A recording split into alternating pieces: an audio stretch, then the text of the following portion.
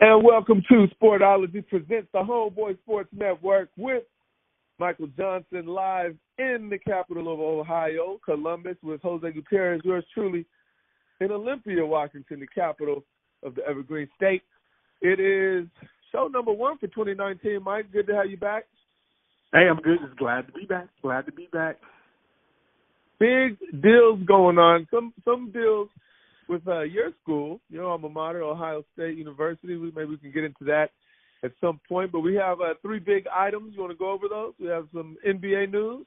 Yeah, we want to talk about the Anthony Davis, Kyrie Irving, and Kristaps Porzingis. 3 big things to rock the NBA last. Really stole the spotlight away from the NFL festivities. So, the NBA is the best soap opera in town right now. So we do have a big game today. We can't forget that. We'll get to that at the end of the show. Super Bowl, what is it, 54 now? Is it 53 or 54? I mean, it's another Brady Bowl, and a big preview. Tom Brady, he is just so close to claiming the best quarterback ever from my favorite, Joe Montana. He's so close, and he didn't lose any of the Super Bowls he lost. It wasn't his fault in any of those games. And so he actually could get the nod, but I think if he gets this W today, he may take that title from Joe. Even though Joe's undefeated, Tom Brady has never been the weak link in any of the Super Bowl losses. Nah, he's a fixture in the Super Bowls. You go to 9 Super Bowls. 9 Super Bowls. There's people who haven't been to 9 playoff games. Great quarterback, man. Yeah, so 9 play. Yeah, it's just a remarkable feat, man, and you can't deny his greatness, and you can't deny as much as you can't stand him. You can't deny his greatness. So hats off to him. Kudos to the Patriots and all the Patriots fans out there.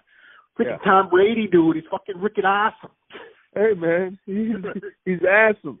He's, straight out of Boston. And I'm not betting against Tom Brady. I just won't do it. That man is 41 years old, still banging, though, Yeah, 41 ain't really that old, but, Not now, but when Steve DeBerg was the quarterback, and it was old. You know what I mean? Steve DeBerg looked decrepit with the pens in his hands. Steve Rogan. Even when Dan Marino was quarterback, and it was old. I think Dan must retired at about 37 or something, 36. Yeah, I don't know what it was. I know he didn't get the same after that Achilles injury. So the things were different back then. Medicine was different back then.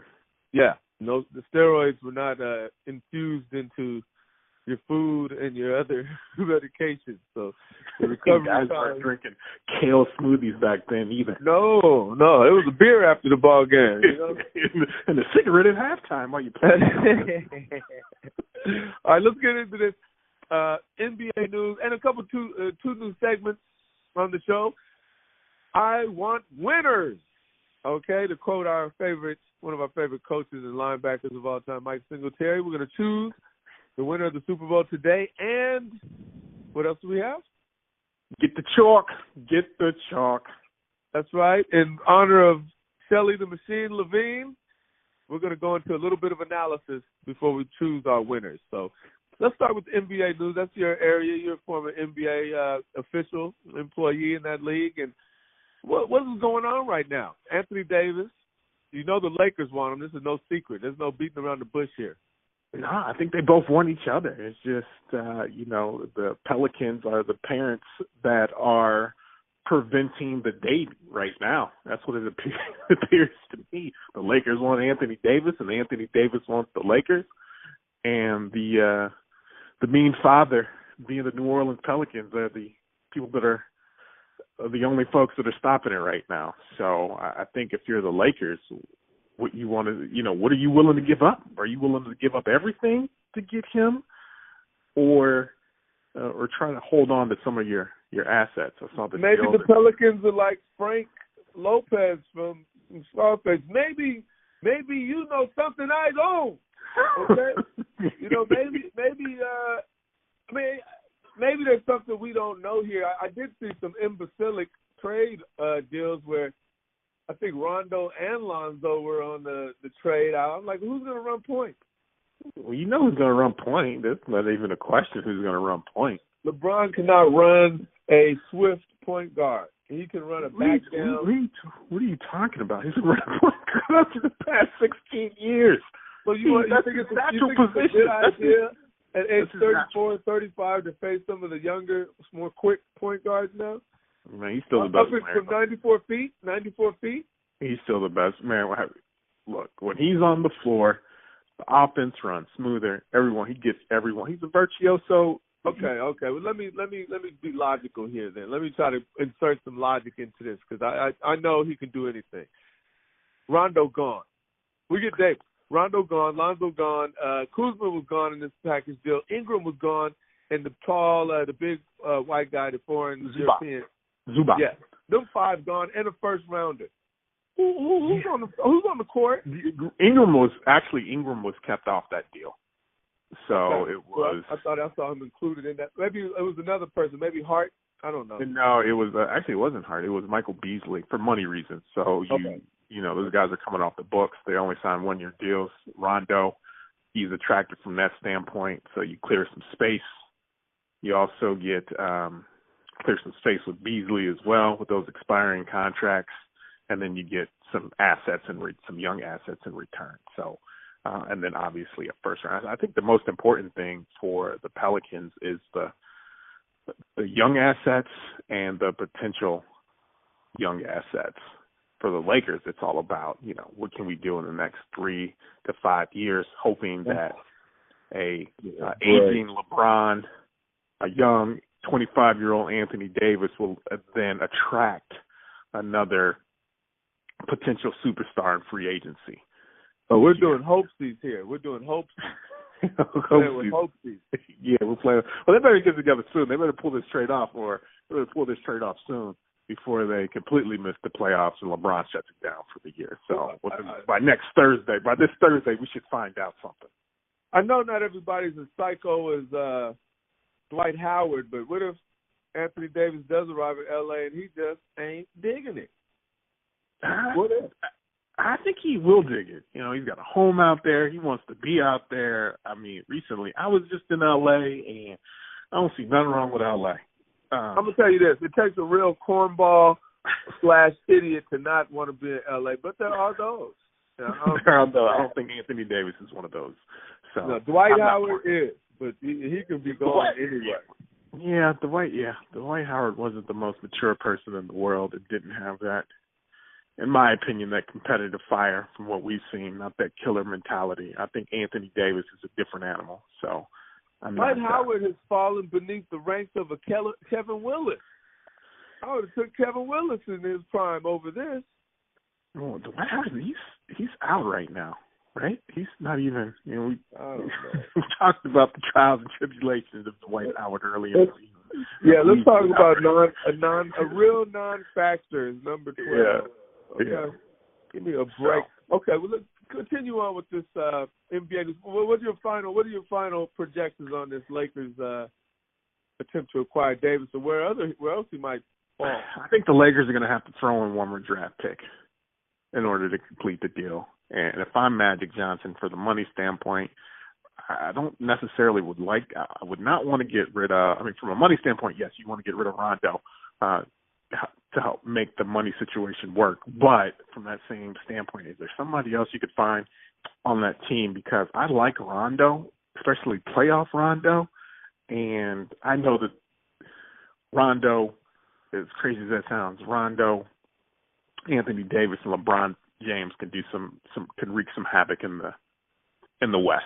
So from that standpoint, but hey, if you got to get them for, a short-term goal, you got to give up Rondo to get, I can't believe I'm having this conversation, to get Anthony Davis along with the other assets, then you do it. It's not even a question. You pull the trigger and if you're the Lakers, man, quit messing around. Put your best foot forward if you want to get this done. Come on, Magic. Yeah, this season will be Come on, Rob Pelinka. Yeah, this season will be crap if that trade goes through. We might as well just forget it. I don't think the Lakers will be much to reckon with. There'll be all their depth and their youthful energy will be gone, and I don't know. That'd be a heck of a attempt to salvage the season with this kind of deal like that. I don't know. I think it might be I think it would be worth it. I think it would be worth it. Now, for this season and the long term. Anthony Davis is a beast, man. We just don't see enough of him. He is a beast. So. Well, that word from our NBA specialist, Mike Johnson. What's the next, Mike? What do we have? Oh, the next talk about the next installment of the Euro Mavericks. I love them. You know, I love Cuban keeping Dallas European. I love him. He's going from one legendary European player to a budding legend. Yeah, you get Porzingis, you got a up and comer and Luka Doncic. You still got the old man back there, Nowitzki. You know, he's going to be telling Porzingis how great it is to be a Euro star in Dallas. So the future's bright for Dallas. I mean, don't look now, but they got some nice young pieces. I'm sure they probably have some cap space to go out and get somebody else. I mean, kind of sucks for DeAndre Jordan. He just signed. And now he's gone. I mean, that wasn't in his plans, but hey, man. That wasn't even a second afterthought for them. They said, get him out of here. We want Porzingis. Get him out. And you know, remember how hard they fought to get Jordan? Get him out of here. Yeah, they trapped him in his house a few years ago to try to get him. Couldn't get him, then they got him, then they let him go. So, but no, this would be pretty exciting, you know. You got the memory of a freaking fly. It's almost like not a young Steve Nash, the Steve Nash before he entered his prime, and Dirk Nowitzki when he was in his prime, and that Dallas team with Don Nelson was a pretty good team. And so it's kind of what you got. So Mark Cuban's trying to replicate that, and I think he's doing a pretty good job in that. So it's I like the trade for both teams. I like it for the Knicks. You know, they cleared up a lot of space. Hopefully they can lure some players in. Hopefully they can lure, whether they got $76 million in cap space. So they're really living on the pipe dream right now of, the money's great, but you actually got to sign these guys. And, KD to New York sounds good. Kyrie Irving to New York sounds good. I mean, that could happen. So it's good. It was good for both. It was good for both teams. Well, I certainly don't want Kyrie in L.A. He seems like a weirdo to me after the way he left Cleveland. So I wouldn't want him in L.A. That's what I do. I don't know. I like that crossover. That could be weird as he wants to. He's got the same crossover and everything else. I'm thinking of the LeBron Kyrie dynamic. I'm referring to. Like, if you had left LeBron once in a winning situation, why would I want you back? Because you could abandon the team potentially again. And, going back to the Lakers, that Dallas, that's a secondary market, but I really think they have a chance to contend. They're getting bumped out of the way to reverse back to the Lakers. Does Carmelo land in L.A. with all this shifting and loss of those players? He could. He'd be a welcome addition. I mean, it's crazy. Offensively, yes. Offensively, he would be a welcome addition. He can spot up. He's going to get a lot of open looks with LeBron passing him the rock. It could work, and he's still an elite scorer in this league for whatever reason. I mean, we all knew it wasn't going to work out with D'Antoni in Houston. So that's like marrying your first wife the second time. What a third party. It ain't gonna work, man. It ain't gonna work, man.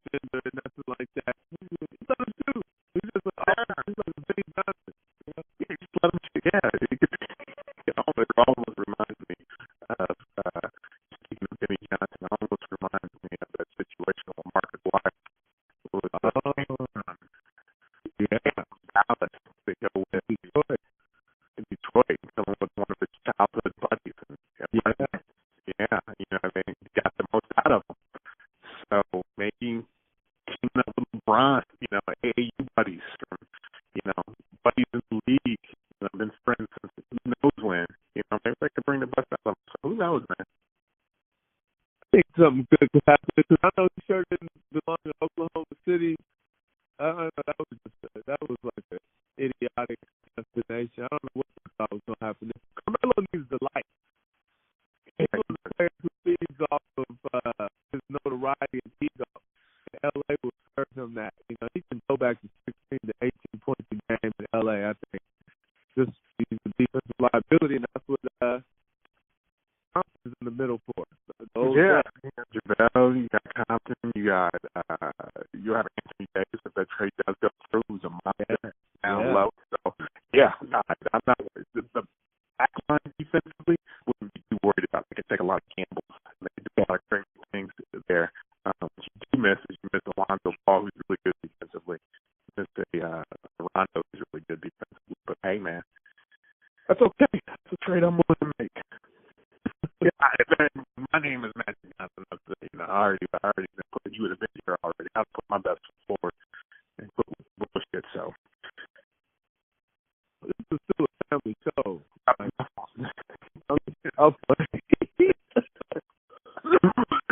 Apologies. Excuse me. Oh, guys, we can look here on the Homeboy Sports Network. I'm joking. Feel free. It's a online platform. Let's go to more news. Are we ready for Super Bowl talk right now? The Super Bowl, man. This is a big day. This is what it's all about. We're going right to game time with our now. We are going right to game time. So, let's get the talk. Backstory first. What we got? We have my LA Rams. That's my fourth favorite team in the NFL. Niners, Raiders, Steelers, Rams. Niners and Rams, are venomous, but I'm a California dude. So, Rams stacked offensively, defensively, and not performing defensively as a touchdown team, even though they have Aaron Donald, the defensive player of the year. Against the Patriots, who are coming in again with one of the master head coaches, master defensive minds in the history of football, Coach Belichick, the hoodie, and of course, arguably the best quarterback to ever take a snap. And only Joe Montana can be mentioned in the same sentence, I would say. Maybe Joe has a slight edge because Joe is just magical. But Tom is magical. And go ahead. Yeah, no mistake about it. He is magical, man. So, I will say, though, that the Rams actually have been playing a little better run defense during the playoffs. They went from averaging giving up 5 yards a carry to almost 2.5 yards a carry in the playoffs. So the defense has kind of tightened up. I think one of the keys to victory for these guys, for the Rams, I would say, is going to be up the middle. And if you know anything about Patriots football and what haunted Tom Brady, those two losses to the Giants, and even to some extent that loss last year was the pressure that got up the middle. Yeah. And when you got a guy like Aaron Donald who takes on a lot of double teams, that frees up a two and a Fowler, and they got some defensive guys on the outside. Roby, even though it's a controversial call. Believe, they got some Marcus Peters. That could get shut down out there. I don't think Elm is going to have. He may have a decent game, but I don't know if he's going to have the same type of game that he had against the Chiefs. So it'll be interesting. It definitely will be interesting. But like you said, never bet. Brady and the boys, Belichick and the boys. So the formula for a Rams victory versus the formula for Patriots victory. Yeah, I would say the formula for a Rams victory is getting pressure up the middle and getting Tom Brady, getting hurried, flustered. That's the only way you're going to be able to stop the Patriots. And in terms of the Patriots' key to victory, I would have to say there's so many things. It's going to depend on. It's going to depend on if Gurley is healthy. You know, he's been hurt the past couple of weeks, but he's had some rest, so he could be healthy. Can they stop that two-handed monster of Gurley in the up-and-coming, or not the up-and-coming, but the revitalized C.J. Anderson? Yeah. So can they stop that? Can they stop the run? I don't know how big of a factor those guys are going to be on the outside. Woods, I believe is that his name, right? Robert Woods, yeah. Yeah, Robert Woods and what's the other guy? Brandon Cooks. I don't know how effective those guys are actually going to be on the outside. But they could. I mean, speed kills, right? So they could be very effective. And then getting pressure and getting rattled to a young Jared Goff. I think that, you know, those would be the keys to victory. They can't get down early, I would say. It can't get down more than 10 points, I would say, if those guys want to have a chance of winning. Who can't get down less than 10 points? Oh, the Rams. I'm sorry, the Rams. You think if the Rams have a 10-point deficit, they can't come back? Yeah, I don't think they're going to. No, I think they'll play. I think those guys will play keep away from them at that standpoint and, you know, try to pound the ball. And, yeah, Tom Brady with a 10-point lead, I like my chances. And Bill Belichick, I like my chances, don't you? I like those chances. You know, I don't think any lead is safe with Tom Brady at quarterback in more than 15 minutes left in the game. No. So I think I'm saying if Tom Brady has the lead. No, I do. I'm just giving the counter point. Yeah, oh yeah. I think that the Rams have 2 turnovers. That is going to be I don't care what happens with the Patriots. I think if the Rams suffer 2 turnovers, that may be recipe for a loss. Just because I think the Patriots will capitalize, and they're typically more careful. But I think one of the keys to the game is Edelman on third down and isolating Gronk. Mm-hmm. And Gronk, yeah. I think if Gronk can get if he has 4 intermediate pass plays, he's going to open up the entire field for Brady. If he can get 4 catches of 12 to 15 yards, I think that's going to be important. They're going to have to get him downfield a little bit and isolate him on the defenders. I just think that'll open up the field for Brady, because one of the things, like you mentioned, if they can not just hitting Brady, Brady's tough. He takes that personal. He takes the hit personal, and it motivates him. If they hit him, they're going to have to drive him into the turf. Can't just be a hit. Can't just be a hit. They need 300 pounds of weight slamming on him to the ground. And if that's not happening, that's disadvantage for the Rams, and that's certainly motivation for the Pats. You know, you have to hurt Tom Brady in a way that not injury, but like you said, gets him flustered and rushed.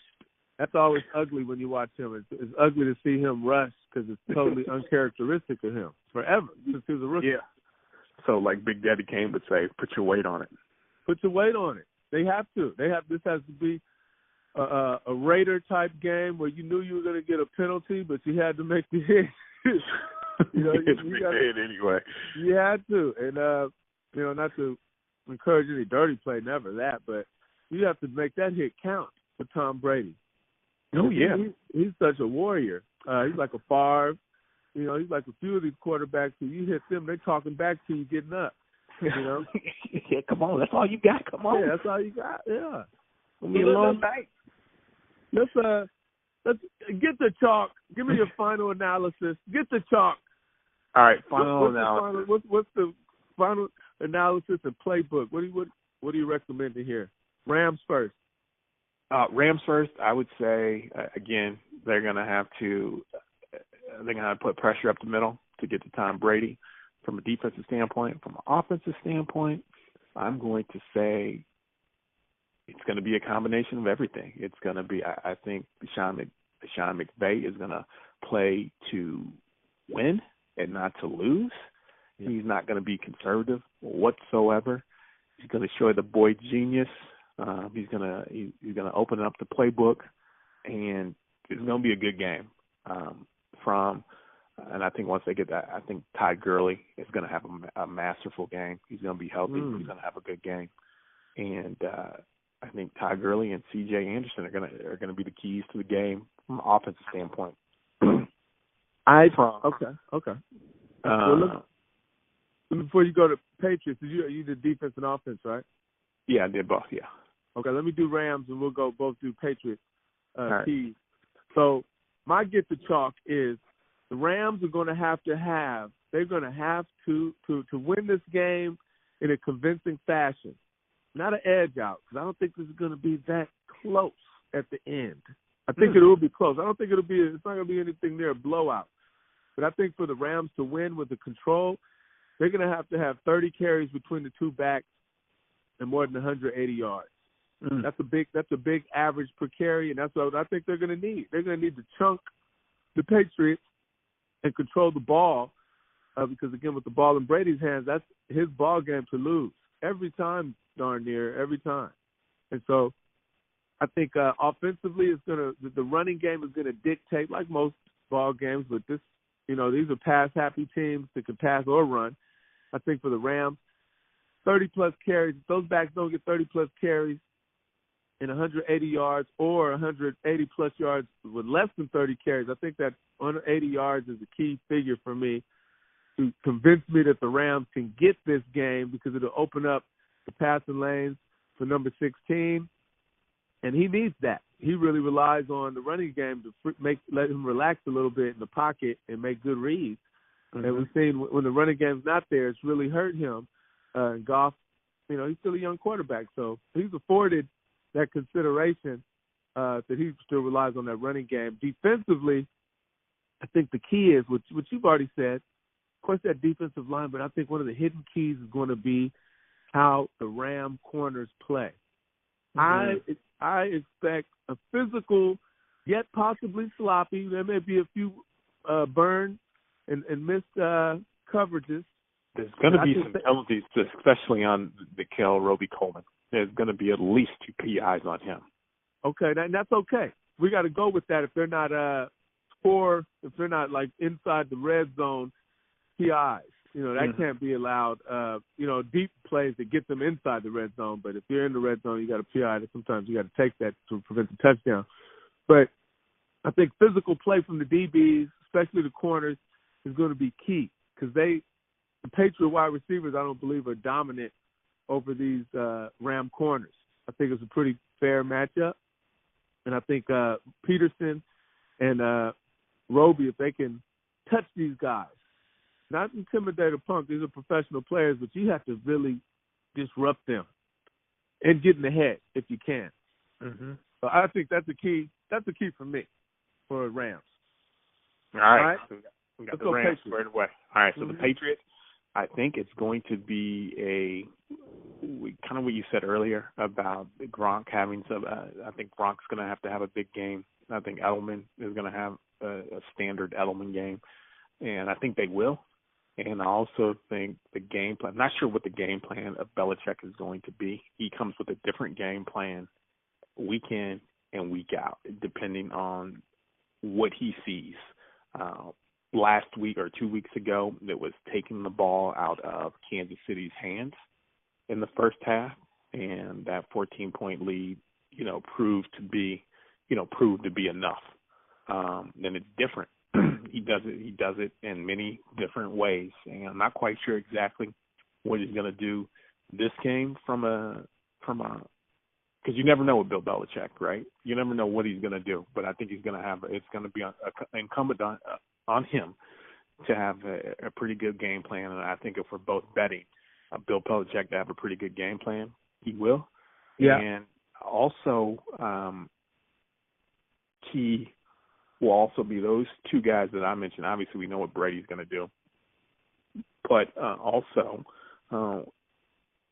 how big of a factor will James White be, and the rookie Sonny Michel be? And I think those 2 are going to be the keys to the game.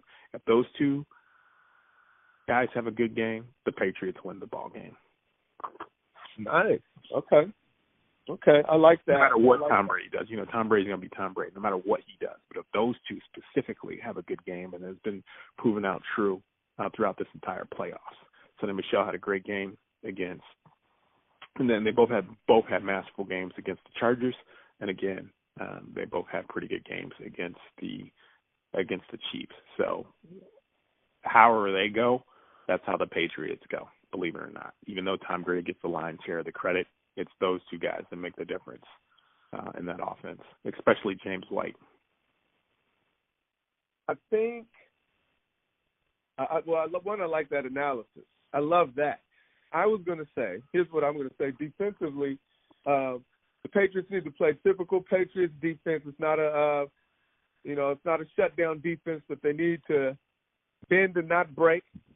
And I think they are going to need a key pair of nickel and dime packages to disrupt that passing game, which is going to possibly make way for that rushing game that I was saying the Rams need. If Jared Goff can make the right calls at the line and audible out. But barring that, I think the Gronk intermediate pass routes is going to be important if they can achieve that and get him down the field to put some fear into the DBs because no one can stop Gronk. We want to use that as a psychological and yardage measure, but then that'll also open up the underneath for Edelman. And my key to the game, not just the rushing attack of these young running backs who can run the ball, but getting them in the passing game in the flats and over the middle. Mm-hmm. I think those would be key elements to a Patriots victory because Tom Brady needs as many options as he can have in a game like this. Because he's going to be pressured. They come in full heat. The Rams' defensive line is coming in a full heat. They're going to come after him. Oh, yeah, they're going to heat him up. They're going to try to heat him up, yeah, for sure. So I think, for me, those are the keys. That's my, get the chalk moment for the Pats. And so what's your score? What's the score? What's it going to be? I want winners. My score is going to be 37-31 Pats. Ooh, 37-31. I'm going to go 34-28 Rams. Wow. And it's going to be all the things that I mentioned before. And then also I think the Rams are going to come in with a little chip on their shoulder about how they weren't even supposed to be here.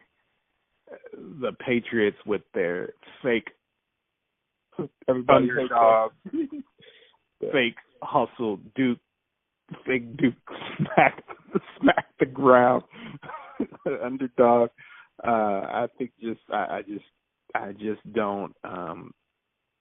don't see it happening. I just don't see it. I mean, granted, we've given Brady his 6th Super Bowl already.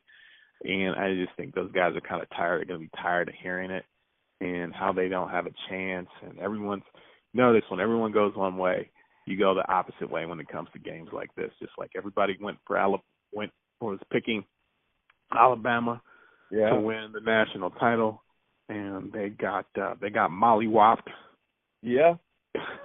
In that you game. Think this is a setup for that formula here tonight? I don't think it's going to be a mollywop, but I think it's going to be a good. I just think the Rams are going to win the game. I don't know why. I just think I've told you why. They got tired of hearing how bad they suck. And not how bad they suck, but how they shouldn't be there. And, those guys are the favorites and all that stuff. And typically when that happens, man, that there's a true underdog there. And the Rams are the true underdog. And I think the Rams are going to win.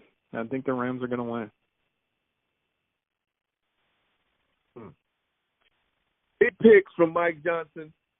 I think the Patriots are going to squeeze this out. I think they'll be the last to score to take the lead. And it could be totally different, but that's my pick at this point. Again, the Homeboy Sports Network. Mike Johnson, Jose Gutierrez, any final words before we get to Super Bowl Sunday, Mike? Oh, man, that's it. Everyone enjoy the game. Try not to eat too much.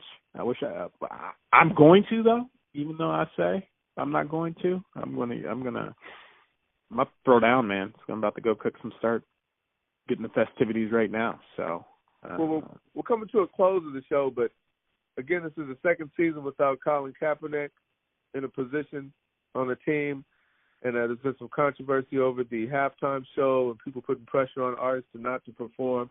But maybe we'll talk about that, as part of our sports and politics on the next show, because it is Super Bowl Sunday, and there's more than the game going on.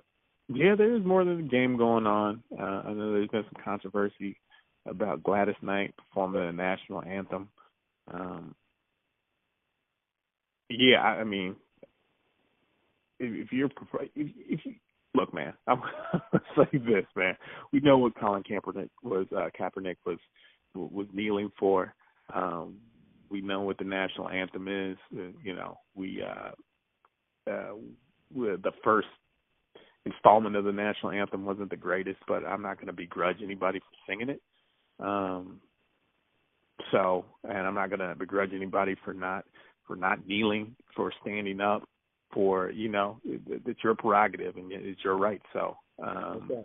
I'm not mad at Gladys Knight for singing the national anthem. I'm not mad at Maroon 5 for performing. I'm not mad at Big Boy for performing. I think there's more than one way to skin a cat, and I think Colin Kaepernick chose his way, and some people support that. Some people don't. If you support kneeling, or if you don't support kneeling, that doesn't make you sell out for not supporting the kneeling or wanting people to stand. I just think that there's more way in this journey that our people have been on. I think there's more way to skin a cat, and I think that people have done numerous things to advance the ball, to move the ball forward. Well, what do people do with the cat once it's skinned? and why not just get that hairless cat, the one with all the wrinkles? Yeah, you're right. Why don't we just do that? I don't know. Great points, Mike. Way to close the show down. Great points. These are rights of us as U.S. citizens, and it's incumbent upon every citizen in this country to know your rights as part of the law. And there's more than one way to protest, too, and who knows? Maybe they'll protest as performers in their own way. You don't have to follow any person's one way to protest and uphold your dignity and rights as a citizen. So, part of my thing is I just want a qualified, talented, warranted player to have a roster spot based on his talent and not have him shunned based on don't tell me it's a meritocracy, and we know it's not. So that's certainly not. I would say that. I would say that if he's good enough to be in the league. I mean, some he's people. He's a top 48 quarterback. He's a one and a half starter. He's a starter to a second stringer. Totally, 100%.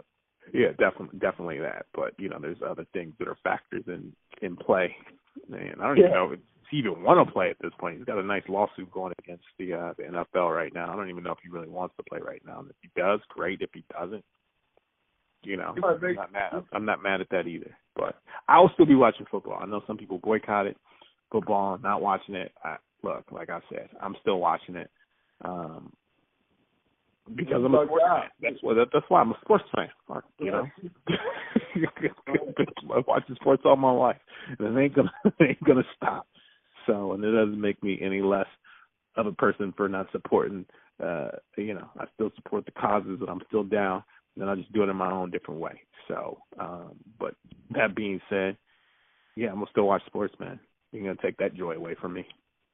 Well, and as newsmen, it's our responsibility to be aware of what is happening minute by minute, so we have to observe anyway, just as a professional duty. And so, and not just being fans, being our responsibility. So we want to wish everybody a great Super Bowl Sunday, whatever happens. We'll see you on the next installment of Homeboy Sports Network. For Mike Johnson in Ohio, I'm Jose Gutierrez. Thanks for listening to the Homeboy Sports Network. Don't forget to like and subscribe to the page. Peace, love, and courage. Have a good one, folks. Peace. Bring us.